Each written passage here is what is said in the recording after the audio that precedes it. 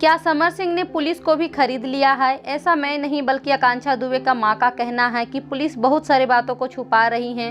Police का कहना है कि आकांक्षा दुबे उस रात जिस पार्टी में गई थी वहां 11,000 का बिल आया था। वो 11,000 का बिल आकांक्षा दुबे ही पे की थी। लेकिन आकांक्षा दुबे के पोस्टमार्टम रिपोर्ट में ना तो आकांक्षा दुबे के पेट में शराब निकला और ना ही कुछ खाना निकला। तो क्या आकांक्षा दुबे ने 11,000 देकर कुछ भी खाया पिया नहीं? साथ ही उनका ये भी कहना है कि आकांक्षा के बॉडी के चोट को पुलिस ने पोस्टमार्टम रिपोर्ट में छुपा दिया है। आकांक्षा दुबे का मां का तो ये भी कहना है कि आकांक्षा के 1-2 नहीं बल्कि 4-5 गुनहगार हैं। पहला गुनहगार समर सिंह और दूसरा उसका भाई, तीसरा वो लड़का संदीप नाम का लड़का जो कि आकांक्षा को होटल तक छोड़ने आया था, और चौथा गुनहगार होटल का मालिक। जी हाँ, आकांक्षा दुबे का मां का कहना है कि होटल का मालिक भी मिला हुआ है जो कि होटल के चाबी और सीसीटीवी कैमरा के साथ चालबाजी की है।